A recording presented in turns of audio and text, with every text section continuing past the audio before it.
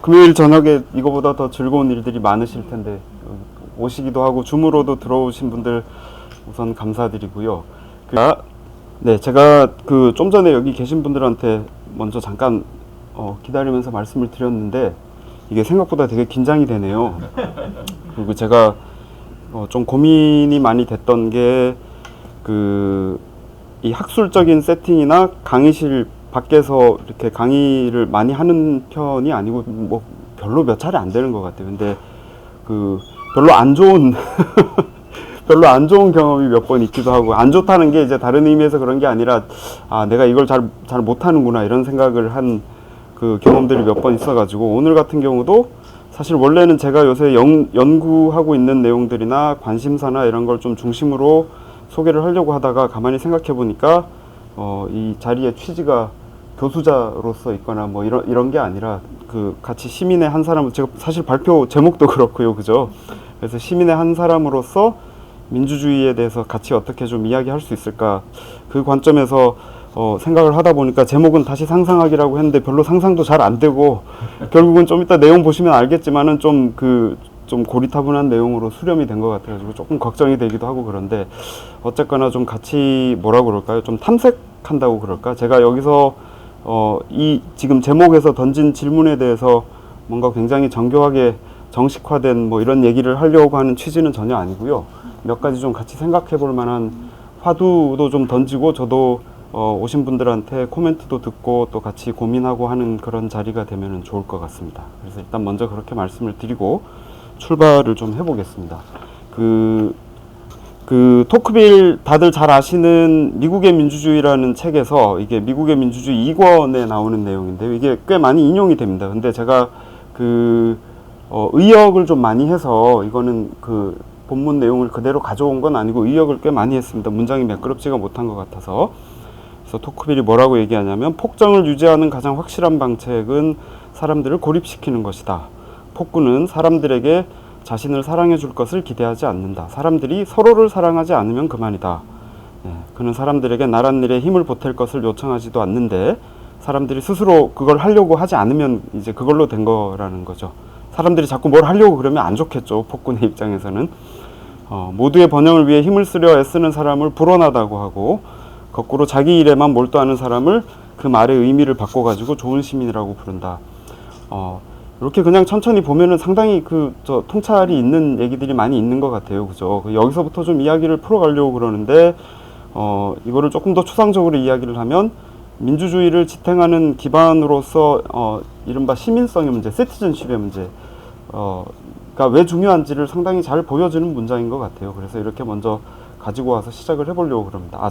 잠깐 말씀을 드릴 게, 보통 이제 시티즌십이라는 단어를 우리말로 시민권 이렇게 많이 번역을 하는데, 근데 시민권이라고 하면 우리말의 권자라는 거는 이제 이렇게 무슨 권이 되면은 권리라는 의미가 강하게 있어서, 영어의 citizenship이라는 단어에 그런 뜻이 없지는 않지만 그거보다 훨씬 넓은 의미를 살려주는 게 더 좋은 것 같아서, 저는 일반적으로는 이제 시민성 이렇게 좀 번역을 하고요. 뭐 우리말로 더 풀면은 시민다움이랄지 이런 것도 괜찮은 것 같고 그렇습니다. 근데 이제 또 맥락에 따라서는 시민권 이렇게 해야 되는 부분도 있고 그런 것 같습니다. 여하간 저는 오늘 발표에서는 일관되게 시민성 이렇게 좀 이야기해 보겠습니다. 그리고 그 다음 인용은 루소인데요. 이게 사실은 지성사나 사상사 같은 것들을 공부를 해보신 분들은 아실 수도 있겠지만, 토크빌하고 루소는 일반적으로 되게 대척점에 있는 사람으로 많이 이해가 되고 같이 이렇게 인용하는 경우는 많지 않습니다. 근데 이 맥락에서 좀 연결을 억지로라도 시켜보려고 그러는데요. 루소 사회계약론하고 그 다음에 조금 덜 읽히지만 중요한 폴란드 정부에 대한 고찰인데, 여기서 몇몇 문장을 가지고 와봤는데요. 시민들이 탐욕스럽고 비열하고 심약하고 자유보다는 안정을 사랑할 때, 자유하고 안정 요 두 가지 개념을 이제 좀 대비를 시키고 있죠. 그들은 정부에 가중되는 힘에 오래 버텨내지 못해서 이런 식으로 결국 주권도 소멸되고 대부분의 국가가 이때 몰락하게 된다. 두 번째도 보시면 공공질서, 우리도 요새 뭐 이런 얘기 많이 듣잖아요, 그죠? 이게 좋은 것이긴 한데, 근데 그보다 더 가치 있는 거는 자유이다 이렇게 얘기를 하고 나서 세 번째 문장을 보시면은 어느 정도의 동요 그러니까 좀 소란스러움, 그죠? 네, 영혼의 동력이 되는데, 인류의 진정한 번영을 마련하는 것은 윗문장에 나왔던 공공질서나 평화나 이런 것보다는 자유다 이렇게 이야기를 하는데요. 근데 이게 그 앞에 토크빌 그 인용문하고도 조금 한번 연결을 해볼 수도 있을 것 같고, 여기서 한 발 더 나아가서 이제 이야기를 하는 게 저는 좀 그렇게 한번 읽어보고 싶습니다. 이렇게 활력 있는 정치 공동체의 모습, 역동 있는 민주주의의 모습은 어떤 것일까라고 했을 때, 여기서 좀 주목해 볼 만한 것이 어느 정도의 동요나 소란스러움 같은 것들이 사실은 그 이제 동력이다라는 관찰인데, 이것도 좀 한번 같이 생각해 볼 여지가 많이 있는 것 같습니다. 그러면 이런 식의 그 활력 있고 시민들이 공적인 문제에 관심도 가지고 같이 일을 하려고 하기도 하고, 그런 공동체를 만들어 나가기 위해서 요청되는 시티즌십, 시민은 어떤 모습이고, 또 그런 시민성은 우리가 어떻게 길러낼 수 있고, 뭐 이런 질문으로 좀 확장을 시켜 가보려고 그럽니다. 그래서 근데 이게 지금 그러고 나서 그 주제로 바로 가기보다 조금 이제 우회를 하려고 하는데요. 정치와 통치, 그리고 다음 슬라이드에서 정치와 통치에서 민주주의까지 이렇게 좀 연결을 해보려고 하는데, 여기 지금 이렇게 둘러보니까 정치학 공부하신 분들도 꽤 벌써 몇 분 계시는 것 같은데, 이게 정치학에 대한 클리셰 중에 하나인데, 아마 정치학 공부를 전공하시지 않은 분들도 들어보셨을 수도 있을 것 같아요. 이게 이제 정치학도들이 스스로 자랑하면서 좋아하는 표현이기도 하고 그러는데, 제왕의 학문이다. 근데 이 말의 출처가 정확히 어딘지는 명확하지가 않아요. 근데 이제 서양의 철학사에서 제가 제일 찾은 것 중에 제일 비슷한 거는 아리스토텔레스 니코마코스 윤리학에 보시면은 이 아키텍토닉 사이언스라는 표현입니다. 이게 이제 그 새 번역이, 좋은 번역이 나왔는데, 거기서 번역하신 분이 총기획적인 학문이다. 그러니까 마치 그 건축물을 지을 때, 그쵸?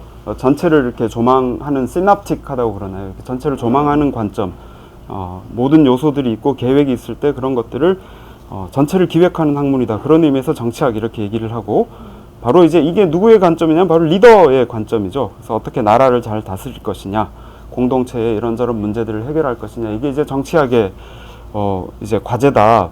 이렇게 설정을 하고, 요즘도 1학년 정치학 학생들 보면 이런 얘기 하시는 교수님들도 많이 계시고 그런 것 같아요. 그래서 제가 예전에 이거 봤던 신문 기사가 생각이 나서 이거 이제 가져왔는데, 옛날에 중앙일보에서 한 5년쯤 전에 대학생 그 학생들을 위해서 이 전공 소개 같은 걸 이렇게 시리즈로 쭉 낸 적이 있었어요. 그래서 찾아보니까 아니나 다를까 제왕의 학문 이렇게 해서 이제 정치학을 소개를 해놨는데, 여기 사진에 나오는 이재목 교수가 이제 제 친구이기도 하고 지금 저 외대에 계시는데, 예. 정치외교학은 제왕의 학문이라는 별명이 있다. 지도자의 관점으로, 예. 정치학은 이런 학문, 지도자의 관점으로 사회 문제의 원인을 찾고 현실적인 대안을 마련하는 학문 특성 때문이다. 근데 이게 재미없고 딱딱한 학문이라 여길 수도 있지만, 실제로는 굉장히 중요한데, 교육제도, 뭐 복지정책 이런 게 다 법과 제도 이렇게 만들어서 이제 접근을 해나가는데, 그게 정치의 산물이다. 거시적인 안목, 균형 잡힌 시각의 인재 양성. 그래서 당연히 아마 인간은 정치적 동물이다 이렇게 인용을 할 법하죠, 아리스토텔레스. 근데 이거 별로 안 좋은 번역입니다. 예, 인간은 정치적 동물이다 보다는 인간은 폴리스적 동물이다 이건데, 이게 좀 오해의 소지가 많은 것 같아요, 이렇게 번역을 하면. 여하간 그래서 혹시라도 정치학 수업을 들어보신 분, 아니면 고등학생들도 요즘 이거를 듣는 것 같은데, 정치가 뭐냐라고 했을 때 사회적 가치의 권위적 배분, 뭐 이런 이제 유명한 정의가 하나 있습니다. 들어보면 좀 납득이 될 만한 정의이기도 하죠. 근데 그것도 제가 지금 여기서 문제 제기를 하려고 하는 관점에서 보면 철저히 이게 이제 여기서 표현하는 것처럼 지도자의 관점이죠. 예. 그 이야기를 좀 하려고 그럽니다. 이 기사의 나머지 내용도 상당히 흥미롭고, 그러고 보니 저희 제 은사님이신 유홍림 교수님도 여기 인터뷰를 그때 하셨었네요. 예. 그래서 이 기사를 오랜만에 저도 보고 재밌게 다시 읽었습니다. 자, 그래서 이제 이런 통념들을 생각을 해보면, 우리가 일상적으로 정치라는 단어를 듣게 되면 이게 곧 통치의 문제다. 그러니까 거버닝 내지는 거버먼트의 문제다. 이런 생각을 좀 자연스럽게 하게 되는 것 같고, 그런 것들이 언론 보도나 일반적인 정치에 관한 담론에서도 굉장히 상식적인 것으로 이렇게 되어 있는 것 같아요. 그래서 TV에서 특히 이제 종편 프로그램 같은 거 보면 이른바 정치 전문가라고 이렇게 타이틀을 달고 나와 있는 사람들, 평론가라든지 교수라든지 이런 분들이 하는 얘기를 들어보면 상당히 이제 일관되게 이런 관점이다라는 것을 다시 한번 생각을 해보실 수 있을 것 같고요. 그리고 또 하나 특징적인 거는 우리가 선거가 끝나고 나서 선거 결과에 대해서 이렇게 저렇게 분석하는 것들이 이제 언론 기사 같은 것들도 많이 나오고 그러죠. 근데 그런 거 분석하는 보도나 이런 것들도 이 관점에서 한번 생각을 해보시면 선거 전략가의 관점, 통치의 관점, 이게 굉장히 이제 일반적인 거를 볼 수가 있어요. 그러니까 저는 이제 이런 게 좀 사소하지 않다고 생각을 하는 편인데, 우리가 정치라는 것을 감각하고 느끼는 게 이렇게 위에서 아래를 보면서 통치의 관점에서, 리더십의 관점에서 생각한다는 게 이게 너무나도 자연스럽게 되어 있는 것 같다. 근데 민주주의도 좀 그렇게 생각하는 경향이 있는 것 같습니다. 2주쯤 전에 그 SBS에서 무슨 행사가 있어가지고 어찌저찌 저도 좀 발표를 하게 되고 그랬었는데, 그때도 오셨지만은 아담 셰보르스키라고 사실 20세기 후반부터 지금까지 가장 영향력 있는 정치학자 중에 한 분이시고, 민주주의 관련된 담론에서 이제 뺄 수 없는 분인데, 이분이 또 그날도 오셔서 발표를 하셨는데요. 이분 그 책 중에서 이분이 생각하시는 민주주의의 데피니션이, 정의가 그거예요. 굉장히 간단해요. 그 주기적이고 경쟁적인 선거, 그게 민주주의다, 그냥. 근데 이 문장을 제가 번역을 안 하고 그냥 그대로 가지고 왔는데요. 이분이 이렇게 문장을 쓰죠. Democracy is, 민주주의는 바로 이거다, 이렇게 정의를 내리시는 거거든요. When incumbents lose elections and winners assume office, 그렇죠? 지금 현직에 있는 사람들이 선거를 질 수 있고, 그리고 그렇게 해서 원래는 야당이었고 원래는 이제 도전자였던 사람이 정권 교체를 하게 되고 새로 국회의원이 되고, 이게 바로 민주주의다.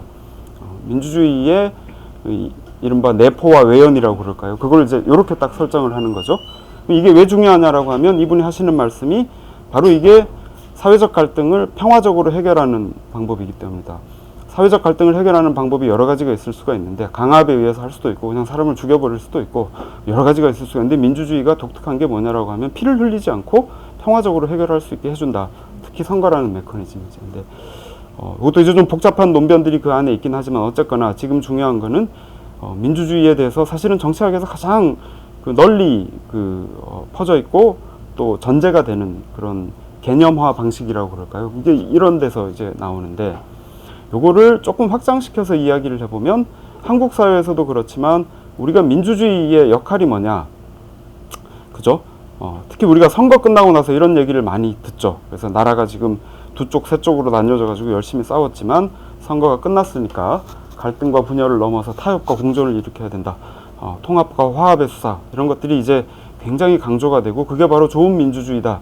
이렇게 되어 있는데, 제가 그래서 이제 갈등과 분열이 통합과 화합보다 더 좋다, 이런 얘기를 하려고 하는 게 아니라, 이 관점에서만 우리가 너무 이제 생각을 하게 된다. 이제 그 정도 이야기를 해보고 싶은 겁니다. 그러니까 좋은 민주주의가 뭐냐라고 하면, 우리는 통합과 화합, 타협과 공존, 좋은 통치가 이루어지는, 좋은 거버닝이 이루어지는 게, 그게 곧 좋은 민주주의다. 잘 관리된 국가, 뭐 이런 거를 좀 생각하게 되는 경향이 있는 것 같습니다. 그래서 아까 앞 슬라이드에서 정치를 통치의 관점에서 주로 우리가 생각하는 것 같다. 민주주의도 좀 그렇게 생각하는 경향이 상당히 강한 것 같다. 그런 관찰에서 좀 시작을 해보려고 그럽니다. 시작하다가 시간이 너무 많이 가네요.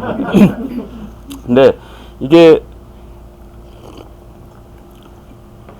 이런 질문입니다. 그러니까 이런 식의 담론장 안에서 우리가 살아가고 있는데, 그렇게 살면서 우리가 공적인 공간에서 정치와 관련된 이야기를 하고 생각을 할 때 스스로를 어떻게 감각하는가, 그리고 서로를 어떻게 부르고 스스로를 어떻게 부르는가라는 것을 생각을 해보면, 가장 일반적으로는 한국에서는 국민이라는 표현을 좀 많이 쓰는 것 같아요. 그죠? 그러니까 정치와 관련해서.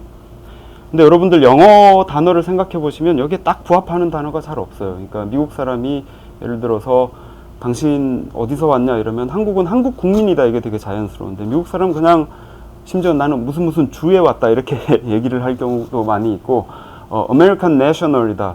그때 이제 nation이라는 단어는 사실 우리말로 국민하고 꼭 같지는 않죠. 그거는 이렇게 조금 더 유연할 수 있는 범주일 수도 있고 좀 더 좁을 수도 있고, 그런데 아니면 American Citizen이다, 이런 표현도 좀 많이 쓸 것 같은데, 우리는 국민이라는 단어를 유난히 많이 쓰는 것 같아요. 그죠? 국가라는 경계가 있고 제도나 틀이 있어서 이제 거기 그 관점에서 호명되는 존재로서 스스로를 생각하는 경우가 많이 있는 것 같고, 시민이라는 단어도 많이 쓰죠. 특히 이제 그 민주화 이후에 더 많이 그런 것 같고요.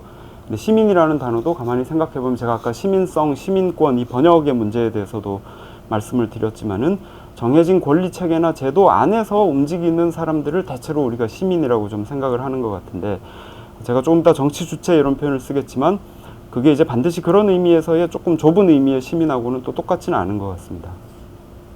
대중이라는 표현도 많이 쓰죠. 김기상 선생님 오셨지만 다음 주 발표 제목에 이제 대중이라는 단어가 들어요. 제가 뭐 문제가 있다 이런 얘기 하는 거 전혀 아닙니다. 네. 대중이라는 말은 또 어떤 의미일까? 그리고 이제 제가 이 단어를 굳이 집어넣는데, 인민이라는 단어는 이제 우리는 위험해져서 쓰면 안 되는 단어가 된 지가 꽤 오래됐죠. 근데 사실 20세기 초반, 그리고 건국 당시만 하더라도 인민이라는 단어를 많이 썼었습니다. 근데 이제 북한과의 체제 경쟁 이런 것들을 거치고 헌법이 만들어질 때도 여기에 대해서 명시적인 논쟁이 있습니다. 이 단어를 쓸 거냐 말 거냐 뭐 이러면서. 근데 지금은 이제 거의 안 쓰는 단어가 됐고, 쓰면 이렇게 좀 위험한 단어가 됐고, 제가 한 2회쯤 전인가 그 학부 4학년 정도 이렇게 고학년들 대상으로 그 인민의 정치 이론 이런 수업을 개설을 했더니 부모님들이 좀 걱정하실 것 같은 생각이 막 들고 그랬었는데, 근데 이것도 가만히 생각해 보시면 좀 국민하고는 또 다르고 시민하고는 다르고 대중하고는 또 많이 다르고 이런 걸 생각을 해볼 수 있을 것 같아요. 일단 이제 질문으로 계속 이렇게 화두처럼 던져보는 겁니다. 그래서 우리는 스스로를 공적 공간에서 어떻게 생각하는가, 권리의 주체. 미국 사람들이 제일 이제 선거 때 많이 쓰는 표현은 이제 taxpayer, 그 다음에 이제 voter, 납세자, 유권자, 그리고 우리 스스로 행정 서비스의 고객, 이거 굉장히 중요한 부분이기도 하죠. 그리고 밖에서 활동하는 감시자, 활동가, 시위대, 이런 여러 가지 정체성들이 있고 여러 가지 이름으로 불리는데, 제가 이제 오늘 한번 이야기해보고 싶은 거는 시민이라는 단어를 일단 가져오긴 하지만, 그것을 이른바 정치 주체로서 한번 생각을 해보면, 이때 시민들은 누구이고 어떤 모습이고 또 어떻게 그 시민성을 길러낼 수 있을까, 이제 그런 정도 초점이 되겠습니다. 시민이라는 거는 여기 위에 나오는 다른 여러 가지 정체성과 뭐 배치된다거나 서로 배제된다거나 그런 건 아니겠지만 좀 다른 부분이 있기 때문에 그런 부분들을 좀 이야기를 해보려고 그럽니다. 제가 이제 이거를 준비를 하다가 며칠 전에 저희 그 같이 계시는 선생님 중에 한 분이 이게 민주주의가 맞냐 이러면서 어느 시위에서 누군가가 한 얘기라고, 이거 한번 보시겠어요? 예. 최근에 지난주였던 것 같아요. 주권혁명, 바로 우리가 결정권자가 돼야 된다. 시민사회와 정치의 경계선을 없애야 한다. 그렇지 않으면 정치는 특정한 자들만의 영토가 되고 혁명의 성과도 거리에서 땀 한 방울 흘리지 않은 자들의 전리품과 도구가 되어버릴 것입니다. 그래서 위력을 보여줘야 되기 때문에 조직된 힘을 만들어서 주권자의 명령이 곧 법이고 제도이며 일상이 되는 것을 이뤄내야 할 것입니다. 우리가 법을 만드는 주체입니다. 이렇게 해서 여기 보니까 시민이라는 단어도 나오고 주체라는 단어도 나오고 그렇죠. 근데 제가 말씀드리려고 하는 정치 주체가 이런 걸까? 그것도 일단 지금 질문으로 한번 남겨두고. 누구 어린인지. 이게 누가 필자가 있는 것 같지는 않고요. 이제 집회에서 한번 좀 물어봐야 되겠네요. 그러고 보니까. 네. 이재명이 한 말 같기도 하고 그렇습니다. 저는 그렇게 말한 적 없습니다. 그 내용을 보니까 많이 들어본 것 같아요. 자, 그래서 이제 이렇게까지 질문을 좀 던지고요. 이제 다시 좀 밖으로 빠져나와가지고 민주주의에 대한 요새 담론 같은 것들을 조금 소개도 해드리고, 지금부터는 조금 학술적인 내용이기도 하지만 또 다 들어보셨던 내용이기도 해요. 그래서 이제 그렇게 하면서 다시 마지막에 이 시민의 문제로 다시 돌아오려고 그럽니다. 요새 이제 민주주의하고 제일 많이 결합되는 단어가 위기가 된 것 같아요. 이게 한 10년까지는 안 된 것 같고, 지금은 확실히 이렇게 된 것 같아요. 제가 90년대 중반 학번인데, 그때는 민주주의 하면은 이제 민주화, 민주주의의 공고화, 민주주의의 질적 심화, 이런 단어들을 이렇게 제일 많이 들었던 때인데, 지금은 민주주의하고 결합되는 단어가 위기, 후퇴, 침식, 디프레션, 그죠? 이로전, 이런 거, 그 다음에 슬럼프, 이런 표현도 많이 쓰고요. 이런 이제 다음에 그래프 보시면, 이게 연도별로, 위에 일렉토럴 디모크라시라고 된 거는 선거는 있는 국가, 이 정도 생각하시면 됩니다. 근데 이제 선거가 가짜가 아니라 그래도 주기적이고 경쟁적으로 이루어지는 국가들이고, 밑에 리버럴 디모크라시는 이건 이제 우리말로도 자유민주주의라는 표현을 많이 쓰지만, 뭐 법치랄지 뭐 헌법적 권리랄지 이런 기본적인 제도나 틀 같은 것들이 더 잘 갖춰진 거니까 좀 더 까다로운 조건이겠죠. 근데 일단 위에 거를 지금 목표를 위해서는 보시면 될 것 같은데, 이른바 뭐 민주화의 제3의 물결 이런 얘기도 하지만 1970년대 중반 특히나 1980년대 후반부터 해가지고 한국도 이제 그때 제도적으로 봤을 때 민주화가 됐으니까 굉장히 빠르게 늘어나다가 이게 정점을 찍는 게 보통 2005년, 6년 이렇게 많이 이야기를 합니다. 그러고 나서는 이렇게 거꾸로 미끄러지는 나라들이 좀 생긴 것 같아요. 그죠? 그러고 나서 2019년, 20년까지 되니까 민주주의, 선거 민주주의라고 부를 수 있는 국가들이 전 세계 국가들 중에 지금 이제 절반 밑으로 떨어진 것 같고 뭐 이런 식의 지금인데 이런 비슷한 이야기들은 좀 많이 들어보셨을 것 같아요. 이건 이코노미스트 그 잡지에서 이제 분류를 하는 건데 완전한 민주주의라고 부를 수 있는 나라가 전체 국가 중에 한 12.6%, 그 다음에 결손 있는 민주주의가 31% 정도. 그러니까 이걸 두 개를 합쳐도 절반이 안 되죠, 그죠? 예. 지금 이제 그렇다는 거고. 이렇게 여러분들 보시면 한국은 어디에 들어갈까? 이 둘 중에 하나일 텐데, 그죠? 완전한 민주주의일까? 결손 민주주의일까? 이걸 제가 이제 학생들한테도 가끔 물어보고 다른 분들한테도 물어보고 그러는데 나이에 따라서 차이가 많이 나고요. 성별에 따라서도 차이가 나고 흥미로운 관찰을 할 수 있습니다. 한국은 사실 등수가 꽤 높습니다. 여기 지금 글씨가 너무 작아서 잘 안 보이실 것 같은데 전체 16위고요. 일본보다도 높고 미국은 결손 민주주의입니다. 프랑스, 스페인, 미국 여기보다 포르투갈 이런 데보다 한국이 다 높고 아시아에서는 제일 높고 그렇게 돼 있습니다. 뭐 외국 사람들이 이런 기준으로 봤을 때 그렇다고 이야기를 하네요. 이거는 그냥 한번 가지고 와본 작년입니다. 네. 네, 예. 저는 그렇게 얘기 안 했습니다. 네.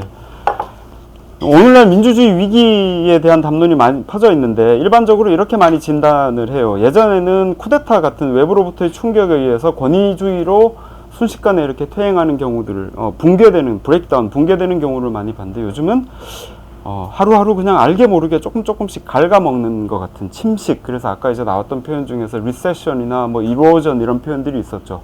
그러니까 점진적으로 민주주의가 침식하고 퇴행하고 있다. 그러니까 군부가 있어가지고 쿠데타를 일으키고 뭐 외세가 점령하고 이런 게 아니라 미국 사례 같은 걸 떠올려 보면 아시겠고 지금 이번 정부에 대해서도 뭐 이렇게 평가하시는 분들도 많이 계시고 하겠지만은 민주적으로 선출된 권력이 어떻게 보면 절차적인 정당성은 있는데 그 사람들이 우리가 민주주의에서 중요하다고 생각하는 가치나 제도 같은 것들을 점점 갉아먹어가는 것 같다.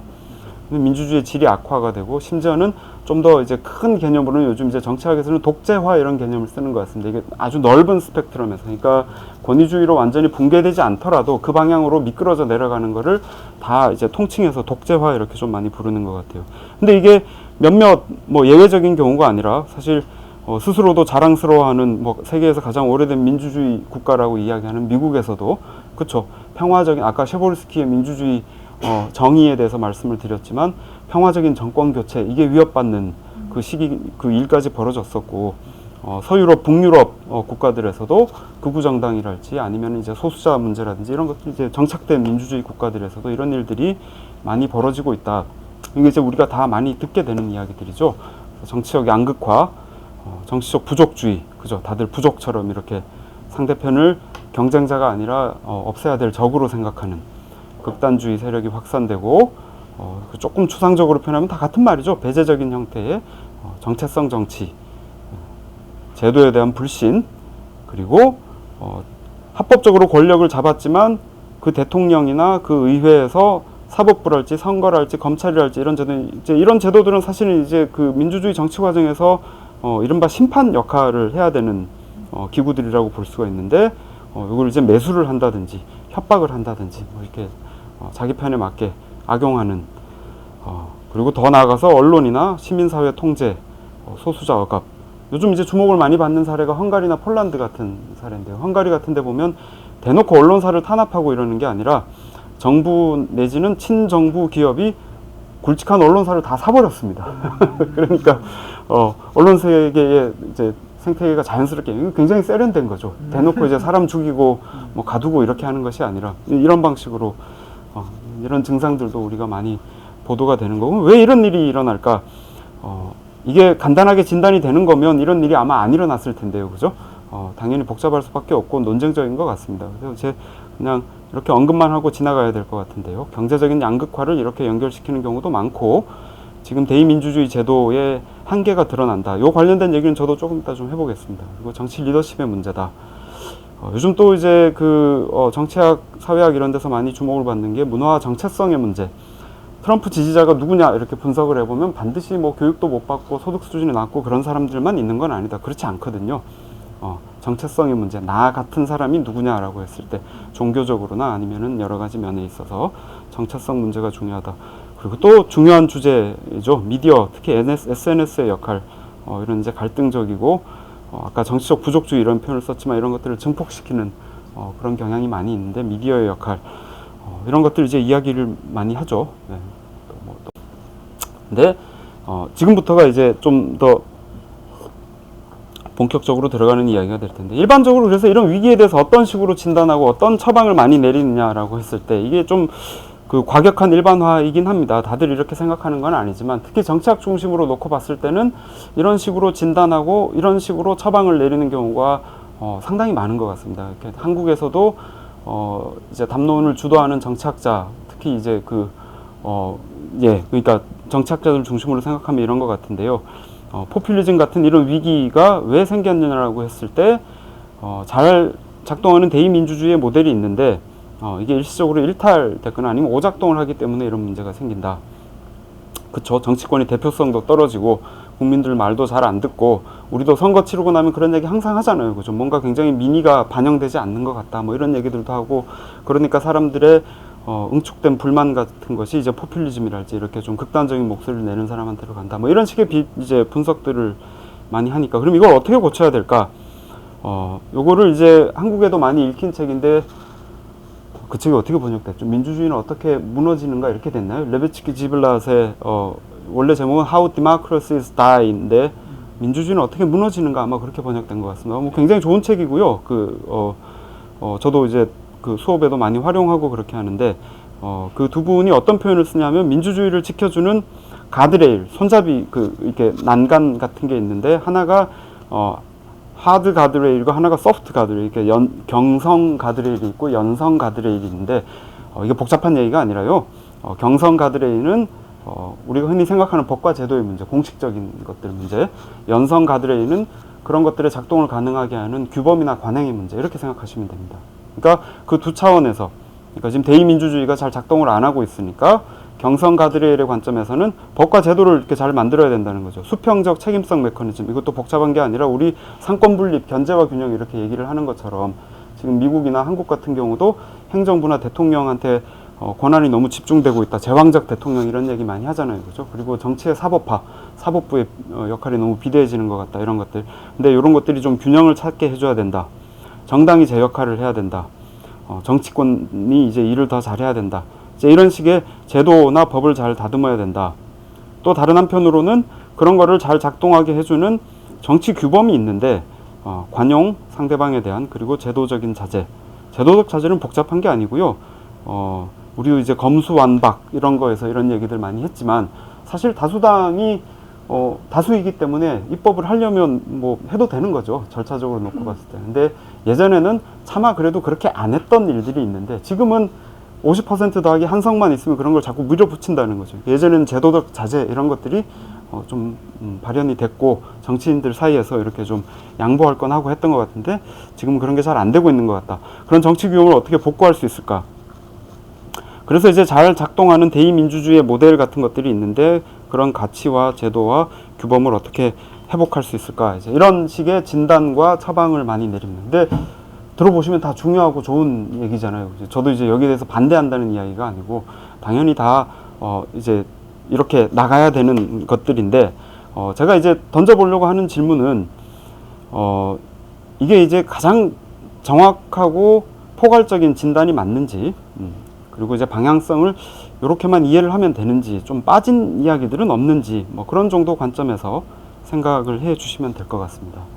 자, 그래서 제가 이제 두 가지 문제 제기를 이렇게 해보려고 그럽니다. 첫 번째는 방금 설명드린 것처럼 기존의 대의민주주의 패러다임을 잘 이제 그 모델 같은 게 있어서 그거를 복원하고 회복하는 것이 지금 상황에 대한 정확한 그죠? 충분한 대응이라고 볼 수 있을까? 이렇게 한번 질문을 던져드리고, 두 번째는 아까 처음에 제가 이제 그 화두 삼아 이제 말씀드렸던 부분하고 연결이 되는 건데, 지금 이제 앞 슬라이드에서 했던 얘기 이런 것들 가만히 보면 여기 시민이라는 단어 같은 게 이제 없어요. 근데 지금까지 우리가 주로 통용되고 있는 위기와 이제 진단과 처방에 대한 담론을 가만히 보면 시민의 문제, 시민성의 문제를 누락한 채, 이른바 이 아까 이제 제가 두 차원의 가드레일이라고 했는데, 근데 여기서 레베치키 지블랏이 말하는 연성 가드레일 같은 경우도 사실은 이제 정치인들의 관행과 뭐 규범 이런 것들에 주로 해당하는 부분이죠. 시민들에 대한 것이라기보다는. 그러니까 시민성의 문제를 누락한 채 법, 제도, 규범의 문제에만 지나치게 집중하고 있는 건 아닌가. 제가 아까 이제 앞에서 말씀드렸던 것처럼 민주주의에 대해서 생각하면서 철저하게 통치의 관점에서만 여전히 우리가 생각하고 있는 것 아닌가. 이제 그런 질문이 되겠습니다. 자, 그래서 사실은 지금 시점, 오늘 제가 이제 드리려고 하는 말씀 중에 제일 그 큰 거는 결국은 이거일 수도 있을 것 같아요. 시민과 시민성의 문제를 민주주의에 관한 우리 담론장의 중심에 놓고 생각을 했으면 좋겠다. 이제 사실 그 바람입니다. 의제화가 애당초 되는 것 자체가 아주 중요하겠다. 이제 그렇게도 말씀드릴 수 있을 것 같습니다. 왜 그러냐? 아까 우리 제일 처음에 토크빌 인용문에서도 봤지만 사실 권위주의는 별로 좋은 시민들이 필요하지 않죠. 별로 관심도 없고 자기 일만 잘하는 사람들이 있는 경우가 더 지배자 입장에서는 편할 텐데, 민주주의는 그렇지 않죠. 그래서 두 번째 문장에 나오는 건 사실 이제 루소가 사회계약론에서 비슷한 표현을 많이 쓰는데요. 좋은 법과 나쁜 법, 이로운 정책과 그렇지 못한 정책, 그리고 이것도 루소의 표현인데, 좋은 정치인과 사기꾼을 구별해야 될 권리와 책임도 결국엔 시민들에게 있다. 이거는 뭐 길게 이야기하지 않아도 사실은 중요한 문제지만 우리가 이 이야기를 너무 안 하고 있는 것 아닌가 싶습니다. 그랬을 때 저는 이제 민주주의의 위기를 시민성의 위기의 관점에서 한번 생각을 해보면 좋겠다. 그래서 그 징후를 마음대로 이렇게 말을 몇 개를 좀 만들어 봤는데요. 주체화 없는 세력화. 네.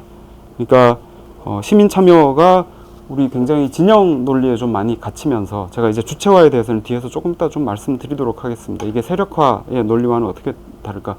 그러니까 무분별한 대중동원 같은 건데, 사실 민주주의에서 대중동원, 세력화 다 중요하죠. 근데 이제 더 중요한 건 그게 어떤 방식으로 일어나느냐인 것 같은데, 요즘 이렇게 눈에 띄는 모습들은 썩 건강하지는 못한 것 같다. 뭐 이런 생각도 좀 듭니다.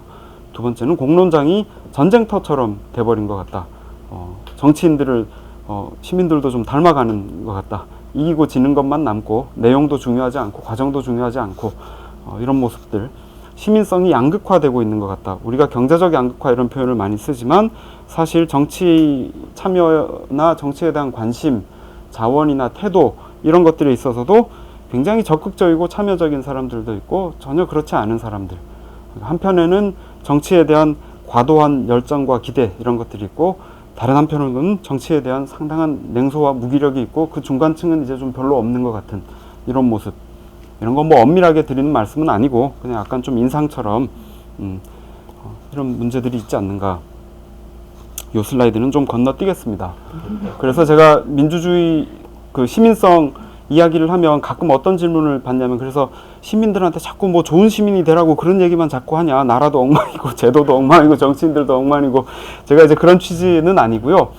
갖춰야 될, 그 이전에 갖춰야 될 조건들이 많이 있다고 생각합니다. 이런 건 이제 법이나 제도의 문제이기도 하고, 저는 이제 그거를 우리가 평등한 자들의 자유로운 공동체라는 상당히 추상수위가 높지만, 이런 공동체를 어떻게 만들어 갈 수 있을까. 이제 이걸 위해서 해야 될 구조적이고 법이나 뭐 이런 관련된 것들이 많이 있죠. 이제 그게 어떻게 보면 뭐 아주 중요한 부분이고, 뭐 성결 과제까지는 아니더라도 이 이야기를 하는 것도 중요할 것 같습니다. 근데 이제 논의의 초점은 어떻게 하면 이제 우리 이런 시민성을 좀 길러낼 수 있을까? 좋은 시민성이 뭐냐 이런 얘기는 사실 제가 별로 안 했고요. 근데 이제 좀 우회를 해서 이렇게 얘기를 해보려고 그럽니다. 자, 저는 이제 이렇게 표현을 하는 편인데, 이거는 이제 이론이나 개념이기 이전에 사실은 제가 처음에 이제 스스로를 공적인 공간에서 어떻게 감각하느냐, 이제 그런 식으로 표현을 해봤었는데요. 이게 굉장히 이런 측면이 있는 것 같습니다. 우리가 시민으로 스스로를 감각하고 또 공적인 공간에서 행위를 하는 것, 이제 그런 경험들이 누적이 되면서 시민에 대한 관념 같은 것들이 생길 텐데, 영어에서 사실 이제 잘 안 쓰는 시제죠. 미래 완료 진행형 이렇게 좀 표현을 해봤는데, 여러 가지 계기들의 누적된 결과로 이런 감각과 행위 패턴이 이제 형성이 되는 것 같다. 뭐 이런 취지인데요. 뭐 별로 거창한 얘기는 아니고, 여러분들 2016년, 17년 촛불 같은 경우를 생각을 해보면, 그걸 이제 그 단면을 딱 끊어놓고 생각을 해보면 가장 직접적인 결과나 효과는 뭐 정권 교체 이런 거를 생각해 볼 수가 있을 텐데, 퇴진과 정권 교체. 근데 이게 한국의 시민성에 어떤 흔적을 남겼는가를 생각을 해보면 그 이후에 무슨 일이 일어났는지를 계속 봐야 되겠죠. 그러니까 거꾸로, 그러니까 그런 이벤트의 의미라는 건 항상 그 이후에 일어나는 의미에 의해서 다시 규정이 되고 재규정이 되고 이렇게 되는 거니까, 그렇게 장기적인 관점에서 놓고 보면 그 이후에 사실 시민 참여라는 것이, 아까도 제가 잠깐 그런 표현을 썼지만, 상당히 진영 논리에 강하게 갇히게 되고, 그런 걸 또 정치권들이 이용을 하고 이러면서 거꾸로 2016년, 17년 촛불의 의미도 그 관점에서 규정이 되고, 이런 모습들이 또 상당히 아쉽다고 생각을 하는 편인데, 이제 그런 이야기를 하려는 겁니다. 이렇게 시간성을 좀 길게 놓고 생각을 할 필요가 있겠다. 그렇게 이제 긴 관점에서 놓고 생각을 했을 때 우리가 이렇게 시민성이라는 걸 함께 길러가는 두 가지 경로. 첫 번째는 정치 참여에 대한 이야기, 두 번째는 이제 시민교육에 대한 이야기인데, 이게 사실 저희 네트워크 리에서도 둘 다 열심히 한번 해보려고 하는 직간접적으로 일들이 아닌가 이렇게 생각을 하는데요. 정치 참여를 통한 자력화, 임파워먼트라는 단어가 참 번역하기가 힘든 단어인데, 저는 자력화 정도도 괜찮을 것 같고요. 그리고 시민교육을 통한 시민 역량 강화, 이렇게 두 가지를 좀 말씀을 드려볼까 합니다. 그래서 먼저 시민교육에 관련된 이야기를 짧게만 이야기하고, 지난주에 아마 서현수 교수님께서 핀란드의 시민교육 관련된 부분도 슬라이드 보니까 잠깐 있었던 것 같고요. 정치 참여에 대한 이야기도 요거는 조금 더 비중을 가지고 말씀을 드리겠습니다. 시민교육은 저는 이제 이거 전공하는 사람도 아니고 전문가들도 이제 많이 계시고 한데, 그냥 뭐 제 단편적인 생각들입니다. 이게 그 시민교육이라는 걸 좀 지평을 넓힐 필요가 있겠다, 한국 사회에서. 시간적으로 그렇고, 두 번째는 공간적으로도 그렇고, 세 번째는 내용이나 방법에 있어서도 그렇다. 시민교육이라는 거는 우리는 마치 이제 중고등학교 교과서에서 뭘 이렇게 배우는 것처럼 이렇게 되어 있는 것 같은데, 사실 대학, 한국 사람들의 3분의 2 이상이 대학을 다니지만 대학을 시민교육 그 기관으로 생각하는 경우는 놀라울 정도로 없고, 이거 관련해서 제가 연구도 좀 찾아봤는데 논문도 잘 없습니다. 왜 이렇게 되어 있을까? 그런 생각도 좀 하는 편이고, 요즘 평생교육에 대한 관심도 많이 있지만 평생교육도 대체로 보면 이제 그 직업 관련된 거라든지 여가 관련된 거라든지 그런 것들이 많이 있지, 시민교육 관점에서 생각하는 경우는 별로 없는 것 같아요. 그리고 우리 이제 그 중고등학교에서 배우는 시민교육이 문제가 참 많죠. 이것도 그 2주 전에 SBS 저희 발표에서 다른 교수님께서 잘 말씀을 해주셨는데, 우리는 이제 이 중립성에 대한 그 요구가 너무 크고, 또 조금이라도 편파적으로 보일 수 있는 내용들이 다뤄지기만 해도 교장실에 자꾸 전화 오고, 뭐 선생님들이 뭘 어떻게 할 수 없는, 선생님도 계시지만 이제 그런 문제가 돼버렸는데, 그러다 보니까 우리 교과서에, 고등학교 교과서에 한국의 뭐 국회 뭐 이런 사진이 있으면 정치인들 얼굴이 다 모자이크 처리가 된다는데, 그게 무슨 뭐 대단히 프라이버시 이런 문제가 아니라 중립적이지 못하다. 그리고 다 세보겠죠. 저당 의원들이 더 많이 나왔다. 그런 것 때문에 그걸 못한다고 그래요. 정당에 대해서 배울 때도 한국의 정당은 언급을 못합니다. 다 외국 정당을 가지고 정당론에 대해서 이야기를 합니다. 그게 한국 학생들이 외국 정당까지도 잘 알아서 그런 게 아니라 한국 정당을 차마 언급을 못하기 때문에 그렇게. 가만히 생각해보면 되게 한심하죠. 근데 지금 18살이 되면 이제 선거권만 있는 게 아니라 피선거권까지도 있는데, 지금 이제 그런 거에 대한 준비를 하나도 안 하고 우리 청소년들을 이렇게 내보내고 있는 거예요. 그죠? 그리고 그 청소년들 중에 많은 사람들이 첫 번째 접하는 공론장이 뭐냐? 포털 사이트 댓글 이런 겁니다. 그러니까 이게 이렇게 언제까지 방치할 거냐? 이거는 굉장히 시급한 논의가 좀 필요한 것 같습니다. 근데 그렇다고 공교육에서만 해야 되느냐? 그렇지 않다고 생각합니다. 시민사회에서 다양한 주체들의 활동이 필요하고, 그리고 또 법과 정치 이런 과목에서 이런 걸 다 배울 수 있다는 건 어불성설이고, 이런 거는 해봐야 아는 거죠. 그러니까 이런 내용이나 방법에 있어서도 교육학에서 이제 잠재적 교육과정 이런 표현을 쓰는데요. 교실 문화, 학교에서 일이 처리되는 방식, 선생님과 학생들 사이에서의 관계 이런 것들을 통해서 학생들이 배운다라는 겁니다. 공식적인 교육과정은 아니지만 이런 것들에 대한 관심이 시민교육 문제에서도 많이 필요한 것 같습니다. 그래서 독일 같은 경우 핀란드도 좋은 사례가 되지만 독일 같은 경우도 많이 좀 참고해 볼 수가 있을 것 같고 이 슬라이드는 좀 건너뛰도록 하겠습니다. 가장 주목할 만한 건 저거죠. 세 가지 원칙 중에 두 번째 거. 우리는 이제 제일 못하는 게 저건데 논쟁적인 사안은 교실에서도 그 논쟁성을 그대로 가지고 와서 이제 이야기를 해야 된다는 겁니다. 누구 편을 들자는 이야기가 아니라 그렇게 해야지 학생들이 배우고 판단하고 할 수 있는 역량을 키울 수 있다는 얘기죠. 시민교육에 대해서는 짧게만 말씀을 드렸고 그 다음에 이제 정치 참여에 대한 것인데요.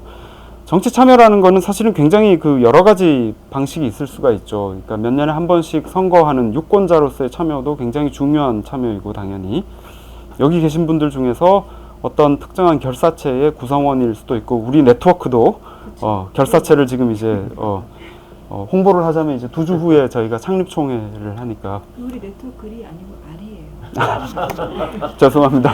네트워크 RE 네, 많이 관심을 가져주시면 좋을 것 같고요.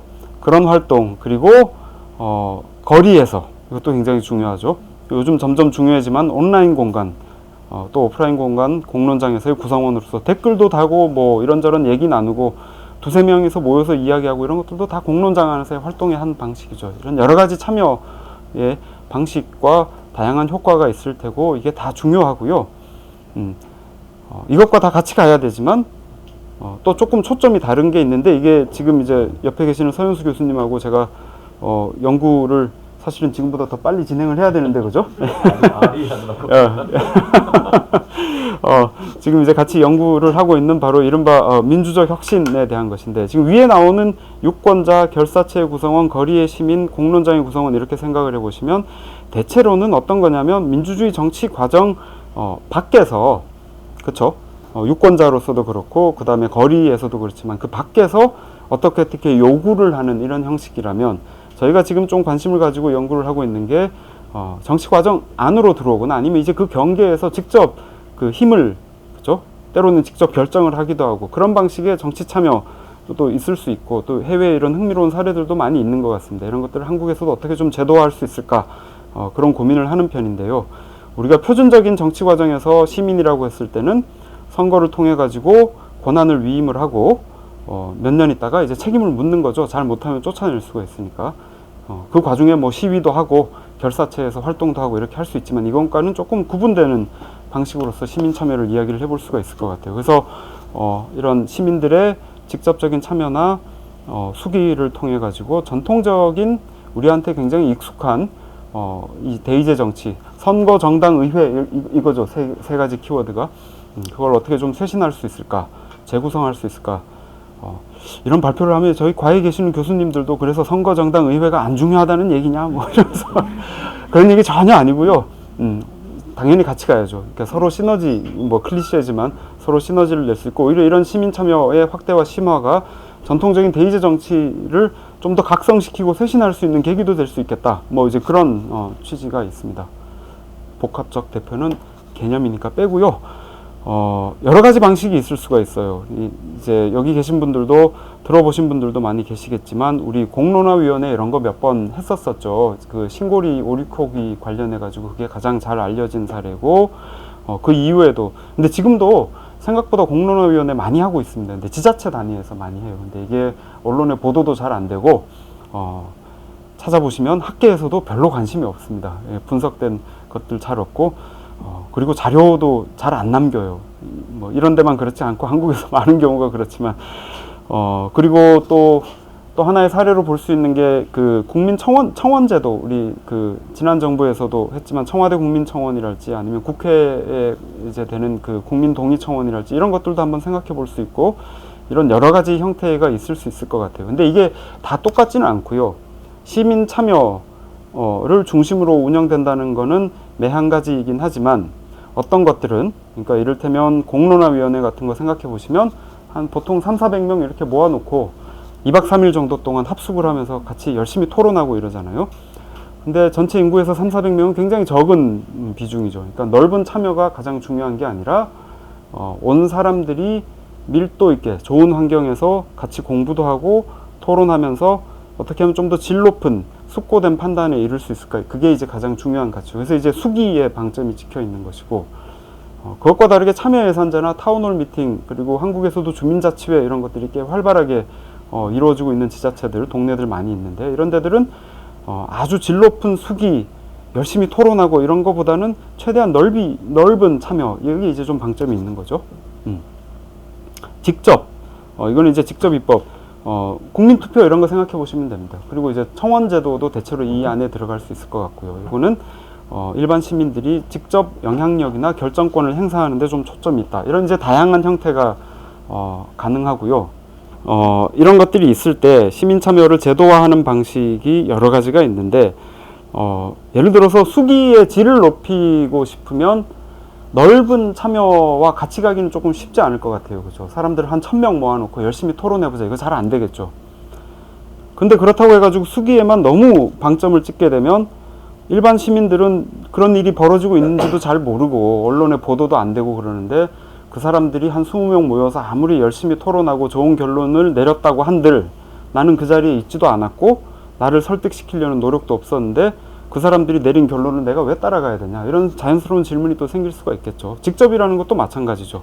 그냥 무턱대고 시민 참여가 좋으니까 일반 시민들이 북핵 문제도 결정하고 뭐 FTA 문제도 결정하고 그냥 다 결정하자, 이것도 되게 무책임한 이야기죠. 그러니까 드리려고 하는 말씀이 혼종과 연계, 이제 그 서 교수님하고 제가 표현을 좀 해보는데요. 목표와 맥락을 고려를 해가지고 적절하게 설계를 잘 해야 된다. 필요에 따라서 이제 조금 비중이 달라지고 이렇게 해야 될 필요가 있을 것 같고, 연계가 또 결정적으로 중요한 것 같습니다. 근데 한국의 사례들이 이런 데서 한계가 좀 있었던 것 같은데요. 한편으로는 이런 식의 시민 참여 포럼이 기존의 대의제 정치 과정과 잘 연결이 돼야 되고, 다른 한편으로는 아까 제가 이제 잠깐 말씀드렸던 것처럼 한 300명 모여가지고 공론화위원회가 돌아가더라도 이게 언론에서도 열심히 보도가 되고 학계에서도 관심을 가지면서 이런저런 분석도 많이 내놓고, 그리고 이때 그 300명이 토론을 할 때 실시간으로 온라인 공간을 통해서 시민들이 참여할 수 있는 경로가 열려 있어서 이런저런 코멘트도 하고 이렇게 하면 좀 낫겠죠. 완전히 폐쇄된 상태로 하는 것보다는. 그런 의미에서 사회 전체의 토론이나 참여하고도 좀 연결시키는 그 방향으로의 연계, 이런 것들이 굉장히 중요하겠다. 그렇지 않고 이제 그냥 고립된 실험처럼 되는 거는 이런저런 문제가 생길 수가 있겠다. 이제 그런 문제의식입니다. 그래서 해외에 생각보다 이런 것들이 잘 운영된 사례들이 많이 있는데, 우리 같은 경우는 이제 공론화위원회나 온라인 청원 같은 것들이 조금 이제 고립된 이제 그 시도처럼 되고, 저 청와대 국민청원 같은 경우도 성과도 있었지만 좀 이런저런 한계도 많이 있어서 비판을 많이 받게 되는데, 근데 이제 이런 문제를 볼 때 우리가 흔히 생각을 하는 게, 우리는 이제 보통 그 시민 참여 이런 얘기를 하면, 이건 학자들도 이런 식으로 이제 저한테 많이 이야기를 하시는데, 자, 브렉시트 봐봐라. 시민들한테 결정권을 주면 저렇게 된다. 청와대 국민청원 봐봐라. 그거 뭐 대안도 없고 토론도 없고 좋아요 싸움인데 그게 뭐가 좋다고 시민 참여를 하자고 그러냐. 근데 그걸 이제 그렇게 접근할 것이 아니라, 그러니까 좀 아쉬운 사례들, 한계가 많았던 사례들 몇몇 개를 놓게 이제 이런 거 하지 말자 이렇게 얘기할 게 아니라, 사실 해외 시간이 좀 더 있으면 이런 말씀들 좀 같이 나눠도 좋을 것 같은데요. 상당히 이제 꽤 의미 있는 성과를 낸 사례들도 많이 있고, 좀 창의적으로 설계할 수 있는 여지도 많이 있으니까 그런 것들을 보면서 어떻게 하면 좀 이제 취지를 잘 살려갈 수 있을까, 그런 고민을 좀 같이 했으면 좋겠다. 예, 이런 게 이제 그런 취지입니다. 청원제도도 반드시 그렇게 운영해야 될 이유가 있는 건 아니거든요. 주민투표도 반드시 브렉시트처럼 이제 돼야 되는 것도 아닌 거고. 그래서 이제 이런 것들을 했더니, 그래서 정말로 이게 도움이 되느냐. 그래서 요새 이런 연구들을 여전히 많이 하고 있고, 지금 한 10여 년 동안 누적된 게 많이 있습니다. 그래서 한마디로 말씀을 드리면 해볼만 하다. 예, 꽤 이런저런 성과가 많이 있는 것 같다. 그래서 중요한 질문을 많이 제기하는 것 같습니다. 시민들이 원래 무관심하고 무지하고 비합리적이고 충동적이다, 이런 이야기들을 많이 듣게 되는데, 근데 이런 걸 해보니까 안 그런 모습들을 굉장히 많이 보여주더라. 정치인들보다 더 나은 경우도 많이 있더라. 이런 연구 성과, 경험들이 많이 누적되고 있고요. 그럼에도 불구하고 이런저런 비판들이 많이 있죠. 우리 그 공론화위원회 같은 경우도 이거를 이제 사실 좀 그런 게 있었어요. 그죠? 그때 당시 정부에서 책임지고 결정하기에 상당히 부담도 되고 이러지도 저러지도 못하는 상황에서 이거 한번 해보자 이런 식으로 좀 출발한 게 있어가지고 책임지고 결정을 해야지 왜 시민 참여를 볼모로 해가지고 거기 이제 떠넘기느냐 뭐 이런 얘기. 그 사람들이 누군데 뭐 그렇게 영향력을 행사하냐, 책임성, 정당성 문제 뭐 이런 것들 많이 있고. 근데 이거는 많은 부분은 제도를 잘 설계를 하고 섬세하게 운영하면 상당 부분 사실은 좀 해소할 수 있는 문제고요. 그럼에도 불구하고 좀 고민을 해야 되는 지점은 뭐 여전히 많이 있기는 한 것 같습니다. 이런 거를 할 때 우리는 이제 그 공론화위원회 지금까지 시도가 그랬지만 굉장히 갈등적인 사안이 있어서 공론화위원회 이런 거를 논문을 찾아보면 정치학 논문은 생각보다 많지 않고요. 행정학 논문이 많이 있고 갈등 관리 이런 거 공부하시는 분들이 한국에서는 이걸 굉장히 관심을 많이 가지고 이것도 사실 상당히 그 상징적이라고 생각을 하는데 이거를 이렇게만 볼 것이 아니라 근데 사실 생각해 보면 정치인들도 해결 못하고 정부에서도 해결 못하는 어려운 문제를 가지고 와가지고 일반 시민들한테 2박 3일 동안 토론해가지고 묘안을 도출해내라 이거 좀 이상하죠. 예. 그러니까 이렇게 접근할 것이 아니라 이런 것들도 굉장히 여러 가지 방식으로 시도해 볼 수 있겠다. 지금 뭐가 문제냐 의제를 발굴하는 데서부터 시작해요. 이게 이제 정치인들이 되게 못하는 거죠. 의제를 설정하는 것 자체. 지금 우리 비가시화된 문제들 얼마나 많이 있습니까? 그죠? 지방 문제, 청년 문제부터 시작을 해가지고 아예 의제 자체가 안 되는 것들이 많이 있는데 이런 것들은 차라리 시민들이 모여서 해보면 정치인들보다 별로 못하지는 않을 것 같거든요. 이런 것부터 시작을 해가지고 경우에 따라서는 갈등 관리나 문제 해결도 있어야 되겠고 사후적으로 어떤 정책에 대한 피드백 같은 경우도 해볼 수 있을 것 같고 이제 이렇게 다양하게 시도를 해볼 여지가 있을 것 같고 그리고 이거를 아까도 강조했던 것처럼 그 안에서 어떻게 이제 잘 운영할까 그것뿐만이 아니라 밖과 그죠? 넓은 공론장과 시민사회와 연계시켜 가지고 어떻게 하면 전체적인 우리 민주주의 정치 과정 담론장을 좀 더 풍부하게 만들 수 있을까 이제 그 고민을 많이 하는 게 중요할 것 같습니다. 이 마지막 슬라이드는 정말로 별로 정리된 생각이 아니고 사실 이걸 넣을까 뺄까 고민도 했었는데 여기 막 이렇게 개념어의 잔치 이런 거여가지고 저도 좀 마음에 안 들지만 그래도 같이 고민을 한다는 취지에서 이런저런 얘기들 좀 가져와 봤습니다. 그러니까 제가 지금까지 시민교육, 시민참여 이런 거 관련해서 이런저런 얘기를 좀 두서없이 했는데 아까도 말씀드린 것처럼 그래서 시민들이 누구냐 정치 주체로서 시민이라고 표현을 했는데 어떤 사람들이고 어떻게 그렇게 시민이 될 수 있느냐 앞으로 이제 이런 걸 좀 이론적으로도 저는 원래 이제 이론 뭐 이런 거 하는 사람이어서 이런 걸 이제 앞으로도 좀 더 작업을 하려고 장기적으로 이렇게 생각을 가지고 있는데 몇몇 이제 좀 단편적인 생각들만 좀 모아봤습니다. 첫 번째는 정치 최대주의 우리가 이제 아리스토텔레스 인간은 정치적 동물이다 이런 거 보면 마치 정치 참여를 해야지 진짜 인간이 되는 것 같고 뭐 이런 생각을 내 삶의 의미가 거기서 찾아지는 것 같고 참여를 안 하는 사람이 있으면 저 사람은 열등한 사람인 것 같고 이제 그거는 답이 될 수 없다고 생각을 하고요. 반대쪽 극단에서 사실 개인이 개인으로서 가지는 삶의 계획, 선호 이런 것들이 그냥 그대로 내버려 두면 자연스럽게 조화가 되고 조정이 될 것이다. 정치의 역할은 최소한 이제 빠져주는 거다. 이렇게 생각하는 최소주의 그 사이에서 길을 좀 찾아야 될 텐데 사실은 요 양극단을 제외한다고 하더라도 넓은 영역이 남아있죠. 근데 요 양극단을 제외하는 것 자체가 사실은 이렇게 한국의 정치 담론이나 이렇게 보더라도 그렇게 간단한 문제는 아닌 것 같다. 그런 생각이 좀 들기는 합니다. 두 번째는 이렇게 표현을 해봤는데 그 정치 주체로서 시민들이 누구냐라고 했을 때 주어진 짜임, 이제 짜임이라는 단어는 밑에도 잠깐 등장하지만 이제 프랑스 정치 철학자 중에 이제 자크 랑시에르라는 사람이 있는데요. 그 사람이 많이 쓰는 표현이고 뭐 다른 사람들도 좀 쓰는 표현입니다.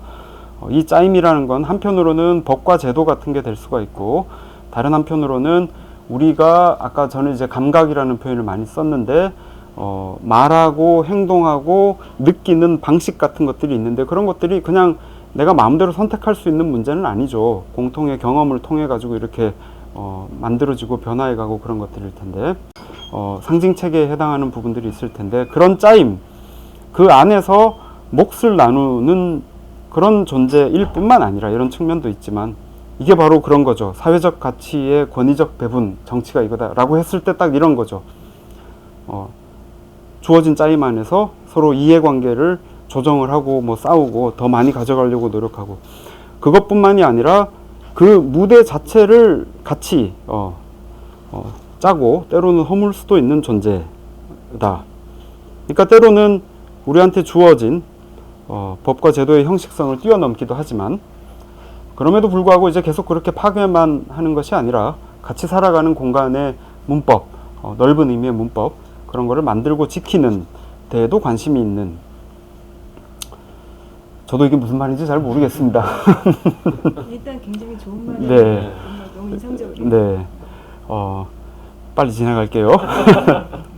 그리고 아까도 이런 표현을 썼지만 생각하고 있는 주체와는 세력화와는 좀 구분을 했으면 좋겠다. 아까 제가 최근에 집회에서 나온 표현이다 라고 이제 처음에 좀 올려 드렸었는데 제가 생각하는 정치 주체수의 시민들은 동원의 수동적인 대상이 되는 그런 덩어리가 아니라 내부가 상당히 이질적이고 다원적이고 그리고 또 좋은 뜻으로 다 그렇게 모였더라도 그 안에서 모순이 있을 수도 있고 경우에 따라서 이게 좀 조절이 안 될 수도 있고 이제 그런 게 좀 더 일상적인 모습이죠. 여기에 굉장히 민감했으면 좋겠다. 그렇지 않고 우리가 승리를 위해서 뭘 해야 된다라고 하면 세력화 이것만 보일 수가 있는데 그렇게 해가지고는 지속 가능한 정치 주체화라는 것이 가능하지 않겠다 이런 생각이고요. 그래서 이제 이 랑세르가 아까 말씀드린 랑세르가 쓰는 표현이 주체화라는 거 바로 뭐냐 디스아이덴티피케이션 이런 표현을 쓰는데 정체화 우리는 정치 주체가 된다라고 생각하면 아까 그 인용문에서도 나온 것처럼 이제 하나의 구심점이 있어가지고 거기 이렇게 똘똘 뭉쳐서 모이는 것만 생각을 하는데 사실 그거보다 더 본질적이고 중요한 거는 랑세르 같은 사람이 하는 얘기는 한국인이 누구냐라는 정체성이 있을 때 기존에 우리한테 주어진 것으로부터 벗어나서 문제 제기를 할 수 있고 그걸 이렇게 깨뜨릴 수 있고 그게 사실은 더 중요한 주체화다. 그렇기 때문에 정치 주체라는 거는 singularity 하나의 이제 단일적인 존재가 아니라 항상 다자로서 존재한다. 이제 이런 표현을 쓰거든요. 몇 해 전에 이제 제주에서 예멘 난민 사태 이런 것들 생각을 해보시면 그게 이제 한국의 담론을 오히려 한국 사람들이 원래 가지고 있었던 한국인으로서의 정체성을 오히려 똘똘 뭉치게 하는 이런 계기가 됐는데 그걸 이제 이 관점에서 생각해 보면 내가 바로 예멘 난민이다 이런 얘기들은 왜 별로 없었을까 뭐 이제 이런 생각인 거죠. 그때 이제 철저하게 타자화가 이루어지고 대상화가 되고 뭐 이렇게 굉장히 그 험악한 얘기들 많이 있고 그런데 이제 그거는 몇 해 전 이야기지만 우리가 한국에서 이렇게 첨예하게 논란이 되는 것들에서 항상 이렇게 굉장히 강력한 이 회오리 같은 이 구심점으로 다 이렇게 뭉치는 이런 것들 많이 보게 되죠. 사실 오늘 낮에 이제 다른 발표를 좀 갔다 왔는데 거기서 어떤 분이 말씀하시는 게 왜 최근 들어가지고 지역에 있는 특히 그 노동자들 사이에서 외국인 혐오 이런 것들이 더 심해지느냐 뭐 이런 말씀 들었었는데 그것도 되게 흥미로운 얘기가 있었습니다. 그거는 일단 건너뛰고요. 마지막으로 이거는 더 추상적이지만 실천과 주체화의 재귀적이다. 이제 영어 문법 다들 열심히 배우셨으니까 재귀적이다. 이렇게 다시 돌아온다라는 거죠. 정치적인 실천을 통해 가지고 주체화가 이루어지고 그것이 다시 이제 실천을 강화하고 이런 건데 이런 경험이나 실천 같은 것들이 누적되면서 그런 감각과 상상이 확장이 되는데 여기서 한 가지 마지막으로 강조를 하고 싶은 게 이런 겁니다. 그러니까 이게 이제 저는 이제 뭐 어떤 식의 그 저희 네트워크에서 하는 일 같은 경우도 그렇고 다른 일들을 이렇게 같이 도모를 하다 보면 잘 되는 경우보다 잘 안 되는 경우가 더 많죠. 이렇게 좀 하다가 단절이 되기, 우리 네트워크가 그렇게 된다라는 제가 복선을 깔고 이런 거 전혀 아니고요.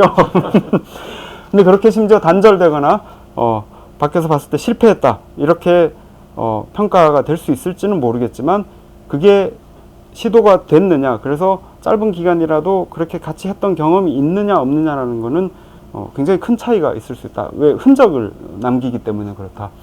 이런 것들도 사실 그 뭐 이런 흥미로운 책들도 많이 있습니다. 그 80년 광주가 그 이후에 사람들한테 어떤 식의 그 사후죠, 애프터라이프죠.